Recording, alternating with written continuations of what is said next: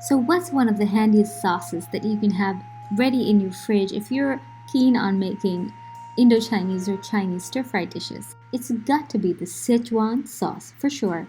So today we're making homemade Szechuan sauce. This is great if you like to make stir-fries like fried rice or fried noodles or vegetable stir-fries. It can also be used in soups, in marinades, and as a condiment. So let's get started with the recipe, shall we? First off, we need some dried red chilies. Use 20 to 30 depending on the heat they're packing. Mine are quite mild, so I'm using 30 of these dried red chilies. We're going to add them to a saucepan and boil this for 10 minutes. After a strong boil for 10 minutes exactly, switch off the heat and keep covered for 30 minutes to rest so that those dried chilies get a chance to plump up and get rehydrated. Next, we have 10 large cloves of garlic, 1 thumb-sized piece of ginger, and 3 of these long, mild red fresh chilies. We're going to chop this up together so you get a finely chopped or minced texture like this. And now we're going to start the cooking process. You will need a quarter to half a cup of oil for this recipe. It makes over a cup of sauce. So we start off with a quarter cup of oil and we'll add more later. To this, add 2 cloves as the oil is heating up and 2 small sticks of cinnamon. I'm using cinnamon quill, so it's quite thin actually. And we're also adding a half a teaspoon of cumin seeds. Don't add more than that. You want a subtle flavor of the cumin only.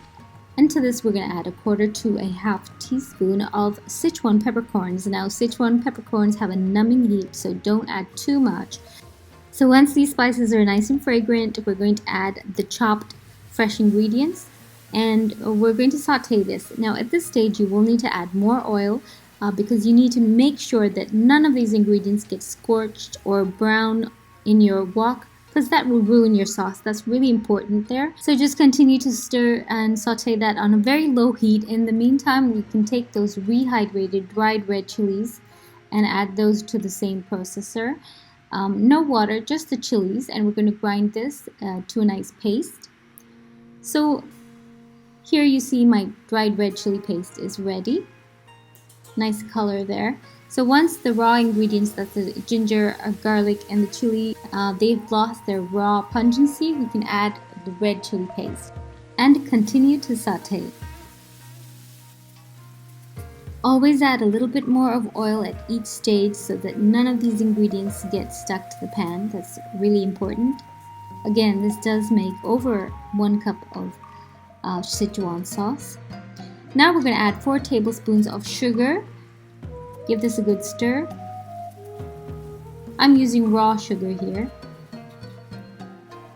And we're also going to add salt. So 1.5 teaspoons of salt goes in. Next we're going to add vinegar. I'm using distilled white vinegar, which is actually considered the best for this sauce. And we're using a quarter cup of white vinegar here.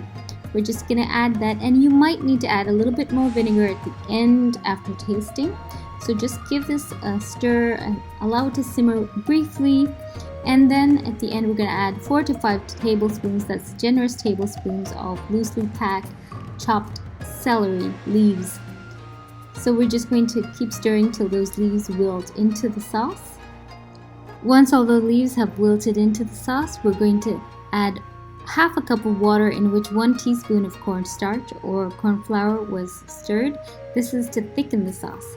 So once it simmers for a while longer and thickens, you're done with the cooking. I'm going to add it back into that processor once more for a final grind so that we can get all those celery leaves and the whole spices ground thoroughly into the sauce. So now we're done with our homemade Szechuan sauce. It can be used as a stir-fry sauce to make Szechuan fried noodles or Szechuan fried rice. I also used it recently in my hot and sour chicken soup. It can even be used as a condiment.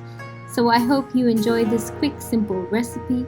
Do let me know how you like to use this Szechuan sauce at home and in the comments down below. Thanks a lot for watching, guys. Bye!